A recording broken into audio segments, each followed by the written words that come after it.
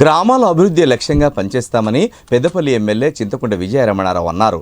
పెద్దపల్లి జిల్లా కాలువ శ్రీరాంపూర్ మండలం పెగడపల్లి జిల్లా పరిషత్ ఉన్నత పాఠశాలలో 27 లక్షలతో మన ఊరు మనబడి కార్యక్రమం ద్వారా పాఠశాల నిర్మించిన పలు అభివృద్ధి పనులను ఆరిపల్లి గ్రామంలో 20 లక్షల నిధులతో నూతనంగా నిర్మించిన గ్రామ పంచాయతీ భవనాన్ని శాసన మండలి సభ్యులు తానపర్తి భానుప్రసాదరావుతో కలిసి ప్రారంభించారు.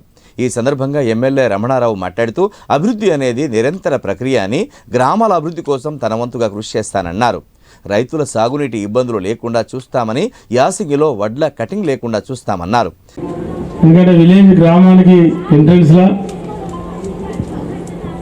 చాలా మంచిగా భవన నిర్మాణం జరిగింది. గ్రామానికి తగ్గట్టుగా గ్రామ పంచాయతీ ఉంది.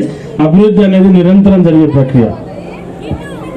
అది వాళ్ళ ప్రభుత్వాలు మారినా, వ్యక్తులు మారినా అది అభివృద్ధి అనేది ఆగదు. ఒకసారి ఎక్కువ, ఒకసారి తక్కువ జరుగుతూనే ఉంటుంది. కాబట్టి రాబోయే రోజుల్లో కూడా ఆరేపల్లి గ్రామానికి సంబంధించి ప్రతి అభివృద్ధి కార్యక్రమంలో కూడా మరి పెద్దలు ఎమ్మెల్సీ గారు, నేను కొత్తగా శాసనసభ్యునిగా మరి మొన్ననే ఎన్నికైనా, గతంలో కూడా 5 సంవత్సరాలు ఎమ్మెల్యే పనిచేసిన. ఒకటేమో 20 లక్షలు అయితే పందిళ్ళ అంటే మన ఆరేపల్లి గ్రామ పంచాయతీ సంబంధించి టోటల్గా రోడ్లు అయిపోతాయని చెప్పారు. 100% ఒక 20 రోజుల లోపలనే పార్లమెంట్ షెడ్యూల్ వెళ్ళే లోపల 10 లక్షలు సీసీ రోడ్డు శాంక్షన్ ఇప్పిస్తా ఆరేపల్లిలో. దాంతోపాటు మహిళా మండలి బిల్డింగ్ కూడా శాంక్షన్ ఇప్పిస్తాం. ఇప్పించే బాధ్యత నాది. ఇది కన్స్ట్రక్షన్ చేసుకునేటువంటి బాధ్యత మీ అందరిది. అనంతరం ఎమ్మెల్సీ భానుప్రసాదరావు మాట్లాడుతూ పెద్దపల్లి నియోజకవర్గ అభివృద్ధికి పెద్దపల్లి ఎమ్మెల్యే చింతకుంట విజయ రమణారావుతో కలిసికట్టుగా పనిచేసి అభివృద్ధిలో భాగస్వాములు అవుతామని హామీ ఇచ్చారు.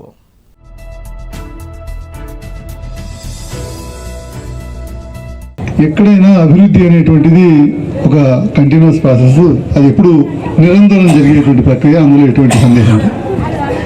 ప్రభుత్వాలు మారినప్పుడు ప్రభుత్వాల యొక్క ప్రాధాన్యతలు మారచ్చు.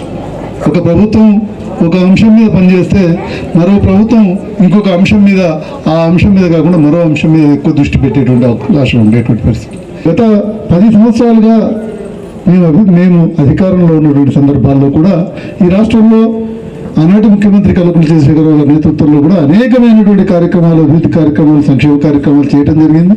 వాటి ఫలాలు కూడా ప్రజలకు అందడం జరిగింది.